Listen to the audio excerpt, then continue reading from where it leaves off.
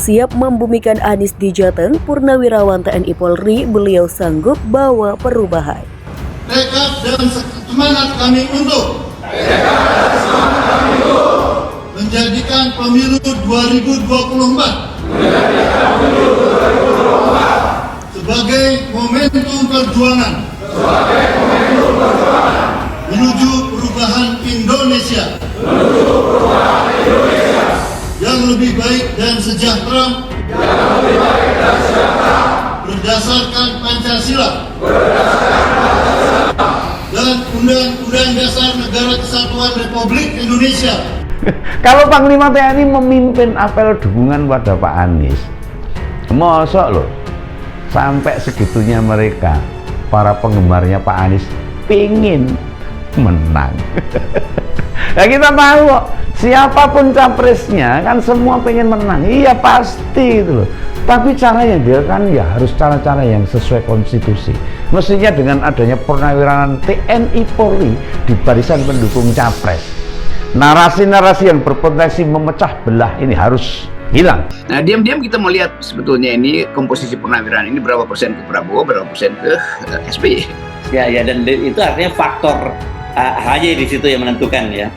Yes, itu dasarnya itu yang mungkin variabel yang nanti satu waktu kita bahas lebih khusus membaca.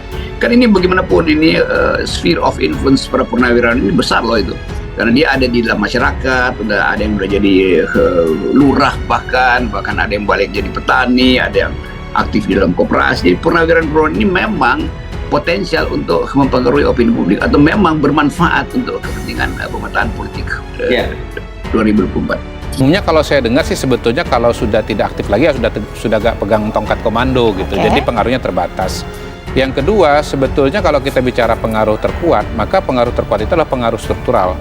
Ya Polri TNI ini kan sistemnya komando gitu. Jadi kalau ditanya siapa yang paling berpengaruh terhadap TNI dan Polri yang masih aktif ya, menurut saya itu ya presiden, bukan para mantan-mantan komandan gitu. Walaupun memang ada ikatan emosional.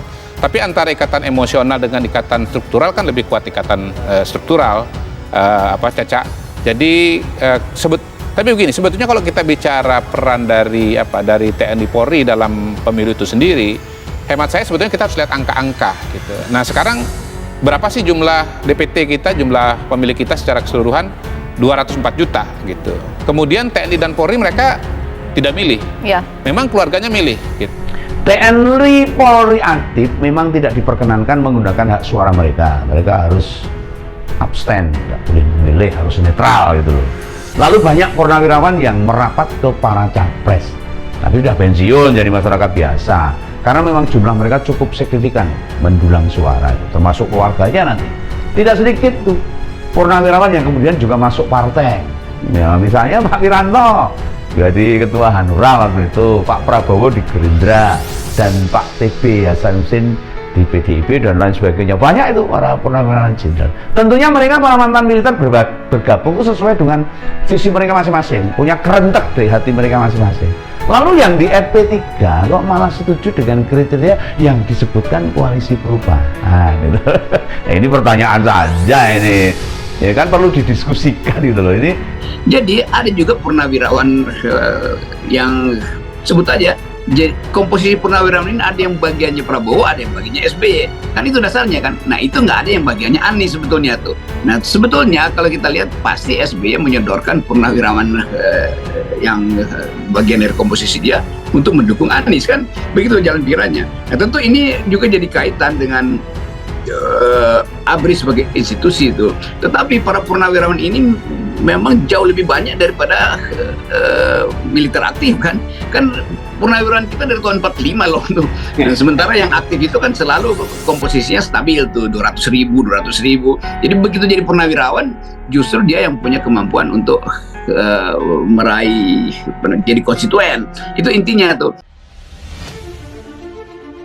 Ratusan keluarga besar purnawirawan TNI dan Polri di Jawa Tengah mendeklarasikan dukungan untuk bakal calon Presiden Anies Baswedan. Deklarasi tersebut dilakukan di Banyumas, Jawa Tengah, Selasa 18 Juli 2023. Giat deklarasi difasilitasi Simpul Relawan Anies Baswedan, Laskar Angkatan Muda Anies Baswedan atau Laskar Aman.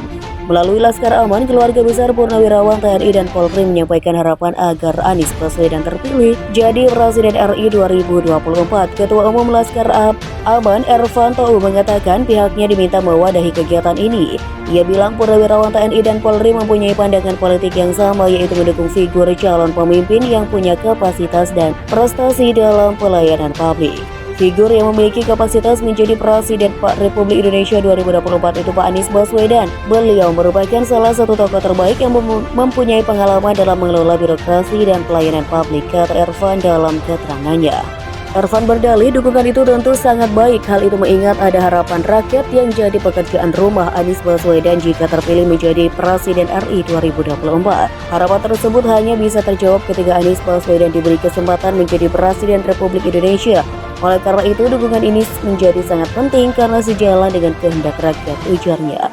Pun, dia menilai Anies memiliki reputasi baik sebagai pejabat publik dengan berbagai prestasi. Figur Anies Baswedan dinilai bisa memimpin Indonesia dengan cara-cara baru yang lebih baik menuju Indonesia sejahtera dan berkeadilan.